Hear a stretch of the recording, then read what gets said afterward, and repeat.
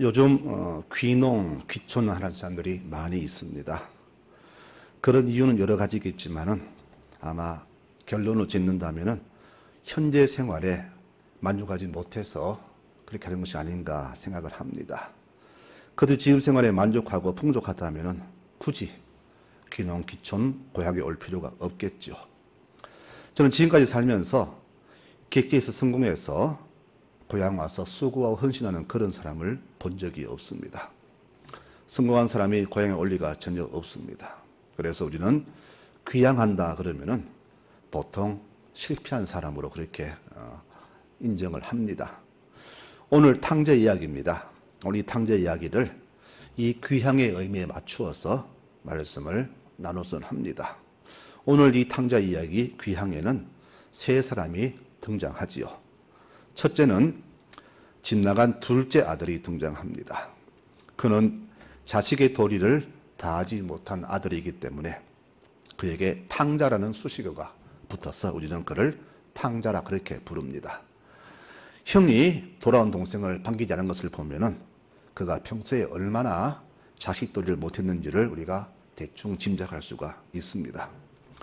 이스라엘은 부모가 돌아가셔야만이 자식이 재산을 상속받고 그 재산을 처분할 수 있는 그런 제도가 있습니다. 그런데 아버지가 살아계시는데도 자기 몫을 달라는 것은 이런 뜻입니다. 나는 아버지 임종까지 못 기다리니까 빨리 죽든지 아니면은 나를 호적에서 빼달라, 그런 의미가 된다는 것이죠. 그래서 율법에 의하면은 돌에 맞아 죽을 죄인이 바로 이 둘째 아들이 되겠습니다. 두 번째 사람은 이제 그의 형 집안에 있는 큰 아들입니다. 여러분, 오늘 집안에 있다는 이 말에 좀 많은 관심을 두시기 바랍니다. 그는 부모 속함은 안 속이고 묵묵히 자기 자리를 지켜온 효자 중에 효자입니다. 아버지는 둘째가 가출했을 때에 아마 큰 아들이 있어서 그나마 위안이 되었을지도 모릅니다. 누가 보더라도 이 큰 아들은 모두가 인정하는 그런 모범된 자식이라 그렇게 볼 수가 있죠. 세 번째는 이제 아버지가 있습니다.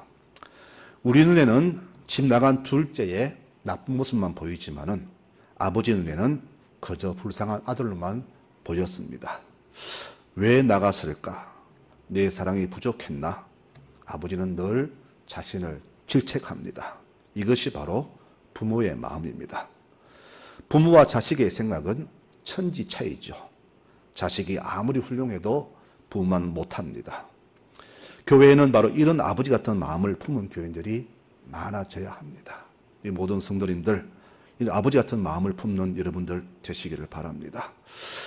부모 세대는 자식 세대가 잘 이해가 안 되지요. 제가 봐도 그렇습니다. 요새 애들 왜 저럴까? 나 때는 안 그랬는데. 그렇죠. 저도 그렇습니다.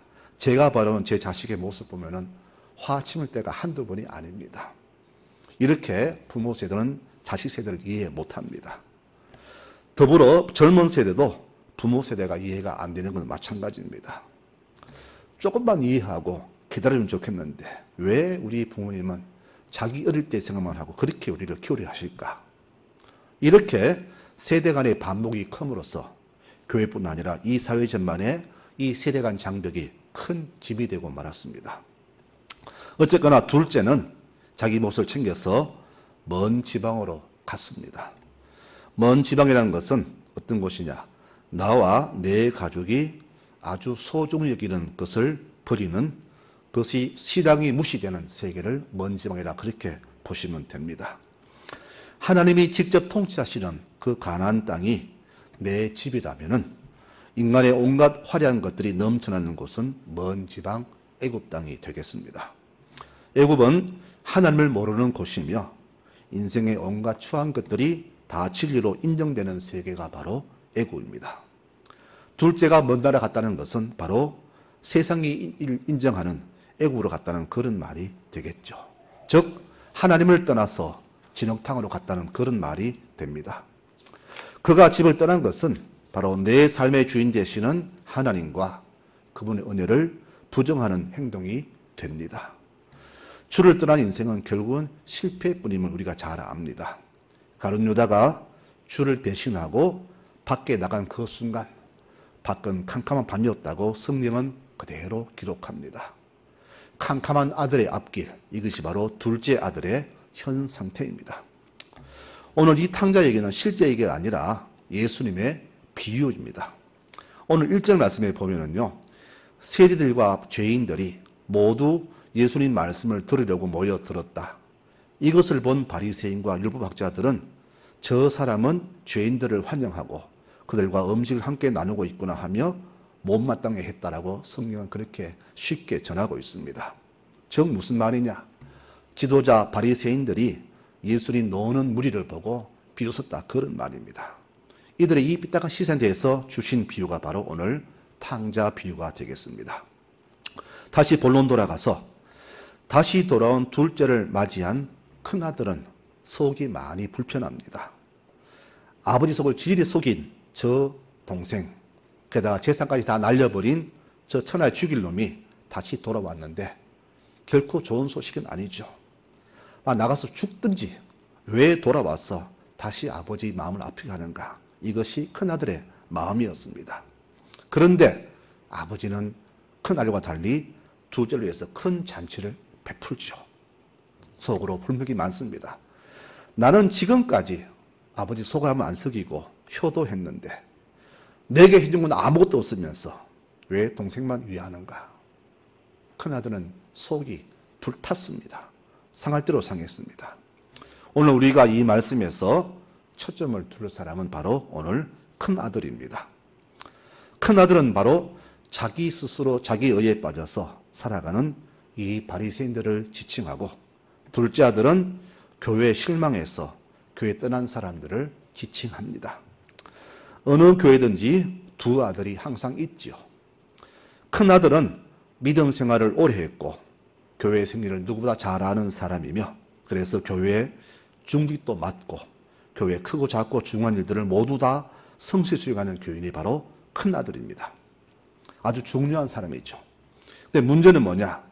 이 큰아들이 믿음도 작고 신앙생활에 게으른 둘째를 무시하고 경멸한다는 겁니다. 작은 아들이 교회를 떠난 것은 어쩌면 큰아들의 이런 불편한 시선과 횡포가 주된 이유인지도 모릅니다. 여러분 알잖아요. 교회 분쟁은 사회와 상관이 없잖아. 교회 내부의 문제잖아요. 교인끼리 싸움이잖아요. 결국 이 작은 아들의 가출은 큰아들이 아마 원인 제공하지 않았나, 그렇게 한번 예상을 해봅니다. 큰아들의 횡포가 심한 교회가 들어있는데 어떤 교회냐면 주로 3, 4대가 출석하는 뿌리 깊은 집안이 있는 교회, 가정, 그리고 경제적으로 큰 힘을 쓰는 교우들이 있는 교회, 더 나아가 교회 설립에 큰 공로를 한 교우들이 있는 교회일수록 큰아들의 횡포가 굉장히 심합니다. 멀리 볼 것 없이 가까운 청하에 있는 한 교회만 보더라도 이것이 환히 보이잖아요. 요즘 가나안 교인이 굉장히 많습니다. 가나안을 거꾸로 하면 안 나가입니다. 교인은 맞는데 안 나가는 교인을 가나안 교인, 그렇게 부릅니다. 이들이 그렇게 된 이유가 무엇일까요? 저는 오늘 말씀을 봤을 때에 큰아들의 횡포 때문일 가능성이 매우 크다라고 그렇게 예상을 해봅니다. 교회에 사랑은 하나도 없고 거기다가 경건한 모습도 없으면서 그저 형식만 가득한 교회, 그 중심에는 이 큰아들이 떡 버티고 서 있습니다. 젊은 세대는 그 켜켜묵은 관습과 제도에 지식할 정도니까 당연히 교회를 멀리 하겠죠. 예수님 당시에 바리새인들이 바로 이렇게 큰아들 행세를 했습니다. 자기들을 일반 사람과 구별합니다. 우리는 거룩한 사람 바리새인이다. 그리고는 그들은 율법을 철저히 지켰습니다. 그래서 율법 못 지키는 사람들을 죄인으로 취급하고 무시하고 경멸했습니다. 그래서 이 당시 수많은 죄인들이 이들 때문에 양산이 되었죠. 그런데 예수님은 이런 자기들을 비난합니다. 너희 겉과 속인 다른 바리새인들아, 회칠한 무덤 같은 자들아, 비판하시니까 이것이 눈에 거슬리죠. 자, 마태복음 23장에 말씀합니다. 너희 바리새인들아, 너희 같은 위선자들은 저주를 받을 것이다. 너희는 11조는 철저히 바치면서 정말 중요한 정의와 자비와 신의 같은 것은 아주 대수롭게 여기는구나. 예수를 미우니까 당연히 그분의 교훈도 행동도 만나는 사람도 다 미워 보입니다. 사람이 미우면은 그 자녀도 밉죠. 뒤통수도 보기 싫습니다. 예수는 미우니까 예수님 모든 교훈도 미운 거예요. 하는 모든 게 다 싫습니다. 그래서 예수님이 어린 사람을 향해서 저 인간은 노는 물이 맨 저리 노느냐 이렇게 비판을 한 겁니다. 그래서 주님께서는 그것을 들으시고는 오늘 탕자 비유를 드신 겁니다. 오늘 우리가 기담을 말씀은 바로 큰아들의 문제입니다. 이 문제는 꼭 우리의 문제임을 여러분 직시하시기 바랍니다. 나는 지금까지 아버지 속을 한 번도 썩인 적이 없습니다. 그런데 이게 뭡니까? 감사하기보다는 동생과 비교하는 이 모습 속에서 정말로 회개할 아들은 작은 자들이 아니라 큰 아들 우리들임을 우리는 다시 한번 생각해야 됩니다. 사실 요즘 교인들만큼 약삭 빠른 사람은 없다고 봅니다. 우리는 정말로 나 때문에 신앙을 저버린 사람, 집 나간 둘째를 위해서 정말로 가슴 아파합니까? 더불어 아픔과 슬픔을 당한 이웃들을 위해서 얼마나 아픈 가슴으로 중보하고 같이 울고 있습니까? 그렇지 않잖아요. 오직 내 작심만 잘 되기를 기도하고 내 몸 안 아프고 내 가정에 별일 없으면 그것으로 만족하며 살지 않습니까? 아버지는 둘째 때문에 고통의 날을 보내는데 진작 우리는 전혀 관심이 없잖아요. 이것이 현재 우리의 모습이 아니냐 이겁니다. 아버지, 나는 이렇게 어릴 때부터 지금까지 교회에서 충성했는데 왜 복을 안 주십니까? 저 불신자들도 저렇게 잘 되고 잘 사는데 왜 우리 집은 이렇게 일이 안 풀립니까? 이렇게 항변하잖아요. 그런데 우리가 깊이 생각해 보면은 그동안 받은 축복이 무한함에도 불구하고 우리는 그것을 깨닫지도 못했어요. 이 모습이 바로 오늘 우리의 모습임을 우리는 깊이 생각해야 될 겁니다. 어느 속담에 그럽니다. 작은 일에 고마울 줄 모르는 사람은 큰 일에도 감사하지 않는다.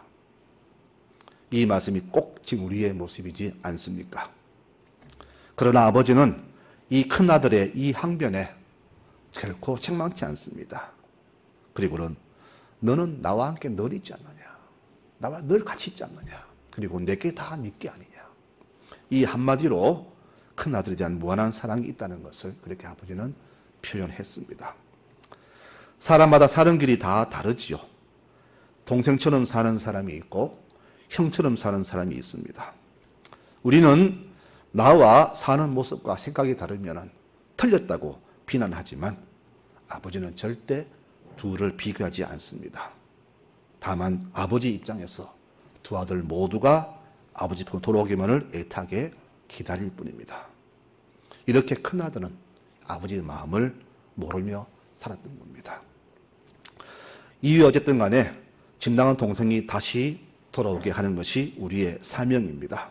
그러기 위해서 교회는 무엇보다도 다 양보해야 합니다. 작은 아들을 위해서 모든 것을 다 양보해야 합니다.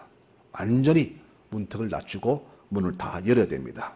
우리가 목수전 얘기했던 그런 율법들, 관습, 전통들 다 내려놓고 동생이 마음껏 돌아올 수 있도록 모든 것을 열어놔야 됩니다. 그런데 그렇게 초신자와 새신자들을 위해서 많은 것을 양보하는 것을 보고 교회마다 큰아들의 반대가 심하죠. 목사님, 왜 자꾸 교회를 세속적으로 만듭니까? 왜 교회가 자꾸 세속화되어 갑니까? 라고 항변합니다. 세속이 아니죠. 가장 귀한 생명을 받아들이기 위해서 모든 것을 내려놓는데 그것이 왜 회속입니까? 이렇게 교회마다 아무것도 아닌 것을 가지고 대받아 보니까 둘째 아들은 돌아오지 않는 겁니다.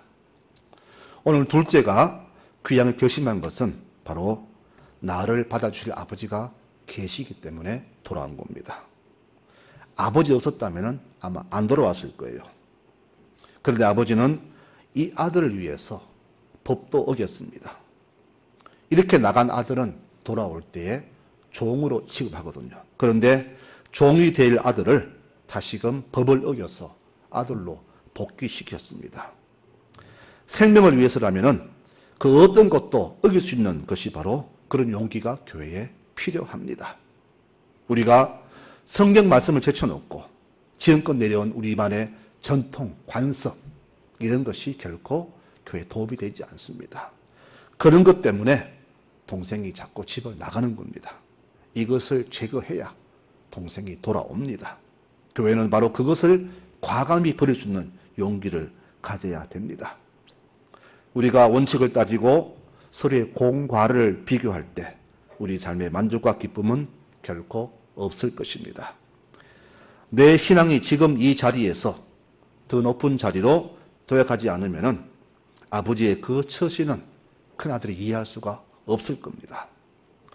내가 스스로 만든 내 신앙의 울타리에서 내가 벗어나지 않는 한 우리는 평생을 내가 차별받고 있다고 그런 의식에서 벗어나지 못할 것입니다.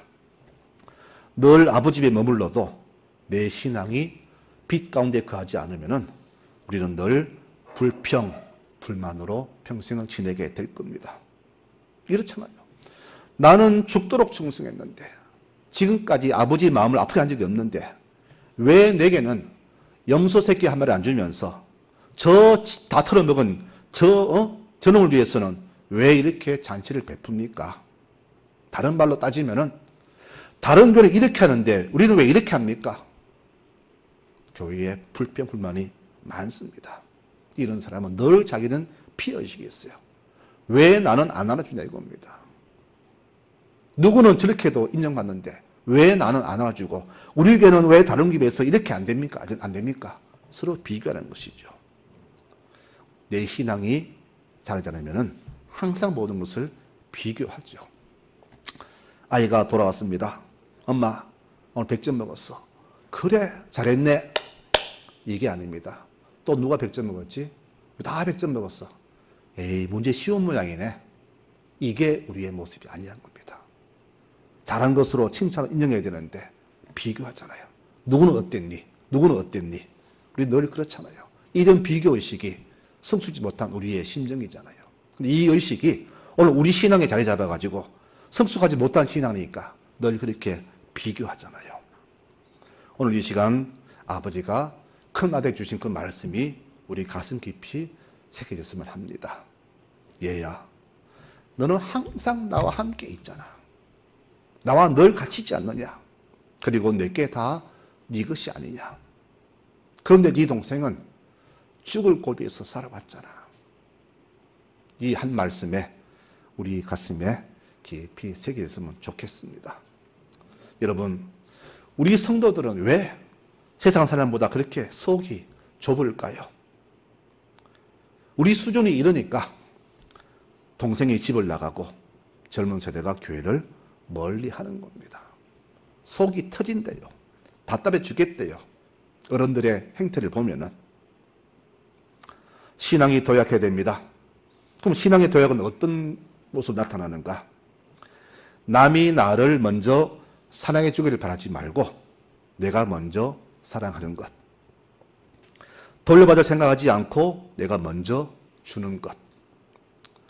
초대받기를 기대하지 않고 먼저 초대하는 것. 나를 누군가 붙들어 주길 바라지 말고 내가 먼저 잡아주는 것. 이것이 바로 신앙 도약의 결과가 아니겠습니까? 이런 모습이 처음에는 미약하지만은 내 신앙이 조금씩 도약할 때쯤 되면은 어김없이 거룩한 기쁨으로 다가오시는 하나님이 내 눈에 보이게 될 것입니다. 큰아들이 보지 못한 아버지의 그 사랑이 그때서야 눈에 보이게 될 겁니다. 이제 이들이 다시 돌아오도록 우리 교회와 교우들은 저들에게 무한한 신뢰를 주어야 합니다. 신뢰가 무엇일까요? 내가 돌아오기를 하나님이 간절히 바란다는 사실을 그들에게 심어주는 거예요. 아, 교회는 내가 돌아오기를 바라는구나. 교회는 아직도 나를 원하는구나. 그런 마음을 심어주는 것이 신뢰입니다. 누구나 다 죄를 짓고 잘못할 수 있지만은 잘못을 깨닫고 회개하여 귀향하는 나를 하나님은 언제나 나를 받아주신다는 것이 확신될 때에 더 나아가 내 형님도 내 아버지 같은 모습으로 나를 받아주실 거라는 확신이 있을 때에 바로 집 나간 동생은 돌아오게 되는 겁니다. 바로 이런 신뢰를 우리 교우들이 그들에게 주어야 합니다. 이것이 오늘 말씀의 핵심입니다. 말씀을 맺겠습니다. 오늘 제목을 귀향이라고 잡았습니다. 귀향. 다시 고향으로 돌아온다는 그런 말이죠. 그런데 이 귀향의 말 속에는 처음에 말씀드렸죠. 실패가 전제가 되고 내 삶이 현재 힘들기 때문에 모든 것을 포기하고 돌아온다는 그런 말이 포함되어 있다고 말씀드렸습니다. 이 말씀처럼 오늘 귀향의 말 속에는 모든 것을 이해하시고 품어주시는 하늘 아버지를 신뢰하며 의지하는 행위가 또 이 속에 포함되어 있습니다. 두 가지 뜻이 있죠. 나는 실패했지만 아버지는 나를 지금도 받아주신다는 것을 알고 돌아오는 것. 이것이 바로 귀향입니다. 그래서 귀향은 불평하고 비교하며 원망하는 자리에서 벗어나서 거리낌없이 사랑을 주고받는 자리로 되돌아오는 것이 바로 귀향이 되겠습니다. 로마서 5장 20절에 말씀합니다. 죄가 더한 곳에 은혜는 더욱 넘쳤다. 우리의 죄가 극심할수록 하나님의 사랑과 은혜는 오히려 더 넘쳐난다고 했습니다. 하나님 바로 이런 분이십니다. 이런 분이 계시기에 내가 때로는 주를 벗어날 때도 있고 교회를 덤빌 때도 있지만은 더 나아가다가 이런 아버지가 계시기 때문에 나를 항상 맞아줄 준비하신 아버지 계시기 때문에 그런 분이 계시기에 내가 돌아온 것이 아니겠습니까? 오늘 말씀 결론에 큰아들이 회개했는가 대한 기록은 없습니다. 다만 오늘 성경 말씀은 이렇게 우리에게 의미를 줍니다. 하늘 아버지는 우리가 언제든지 다시 돌아오는 것을 기뻐하시고 반긴다는 것이 오늘 말씀에 의미를 주고 있습니다. 어떻게 살아갈지 그 결정은 우리 자신이 하지요. 근데 우리는 어떻게 살 것입니까? 계속해서 집안에서 동생을 쫓아내는 큰아들로 살 것인가? 아니면 회개하고 돌아온 동생이 될 것인가? 이것은 우리의 결정에 달려 있습니다. 오늘 주신 말씀이 그거죠. 잘 듣거라. 나는 회개할 것 없는 99보다 죄인 한 사람이 회개하는 것을 하늘에서는 더 기뻐하신다. 이와 같이 죄인 하나가 회개하면 하나님의 천사들이 기뻐한다. 오늘 이 누가복음 15장에 있는 세 가지 비유의 모든 핵심의 결론입니다.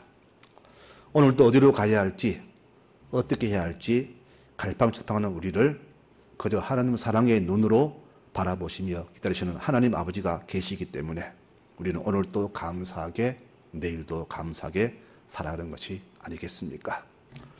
귀향은요, 모든 것을 다 포기한 사람만이 할 수 있는 행위입니다. 그러므로 동생이 모든 것을 다 포기하고 돌아왔듯이 우리도 이 교회에서 큰아들의 모든 기득권과 모든 것을 다 버려야 됩니다. 그래야 아버지처럼 동생을 받아들일 수가 있습니다. 지난날의 잘잘못을 계산하고 자기 이익을 계산기 두드리는 큰아들로 남아있는 한 동생의 귀향은 결코 없을 것입니다. 그런데 여러분, 진짜 귀향하고 회개할 사람은 누굽니까? 바로 동생이 아니라 형이란 사실이죠. 아버지 곁에 있어서 감사도 모르고 만족도 모르고 늘 자기 것만 챙기는 큰아들, 이 모습이 바로 현재 우리의 모습이 아니냐. 그러므로 회개운동, 귀향은 바로 교회 안에 있는 우리가 해야 한다는 것을 오늘 결론적으로 말씀드립니다. 베드로전서 4장에 말씀하지요. 하나님의 집에서 심판이 먼저 시작된다 그랬습니다. 성도 여러분, 남 탓하지 말고 우리 교회가, 우리 성도들이 먼저 철저하게 회개해야 합니다. 신앙생활 오래 한 것 자랑하지 말고 아버지 마음을 알지 못하고 늘 비교하면서 불평했던 자신의 못난 모습을 회개하는 우리 모두가 되어야 할 것입니다. 나오미가 다시 베들레헴을 귀향했을 때에 고향 사람 모두가 그를 반겨주었습니다. 고향 떠난 10년 만에 남편 죽고 두 아들 죽고 한 며느리는 고향 떠나가 버리고 롯만 따라왔습니다. 두 여자 아무 쓸데가 없잖아. 근데 고향 사람들은 그들을 기뻐 맞아주었어요. 아이고 쫄딱 망했네. 내 그럴 줄 알았다. 뒷담화 하지 않았습니다. 오직 따뜻한 마음으로 그들을 맞이하고 위로해 주었습니다. 그랬더니 이 마을에 어떤 일이 일어났습니까? 그 마을에서 그 두 여인에게서 이스라엘 다윗왕이 탄생했습니다. 여러분 놀라운 일이 아닙니까? 우리가 그저 낮고 낮은 자리로 나아갈 때 하나님은 우리뿐 아니라 우리 주변도 이렇게 한없이 축복하심을 믿으시기 바랍니다. 내가 낮아지고 내가 회개할 때 나도 복을 받지만은 나 때문에 우리 가족도 이웃도 주변도 더불어 복받은 사실을 여러분 믿으시기 바랍니다. 그래서 성도 한 사람 한 사람의 삶의 자세가 얼마나 중요한가가 오늘 말씀에 나타납니다.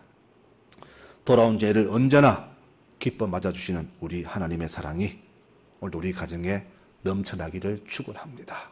우리는 하늘의 복을 받을 사람들이고 받아 누릴 그런 사람들입니다. 많은 죄도 불구하고 허물과 우리 죄악을 보지 않으시고 그저 불쌍히 보시며 우리 감싸 주신 하나님의 그 사랑이 이 땅 사는 모든 날 동안에 우리 삶에 영원히 임할 것입니다. 이 사랑을 기억하면서 오늘도 내일도 한 주간도 기쁨과 감사로 살아가시는 이놈의 모든 교우들 되시기를 축원합니다. 아멘.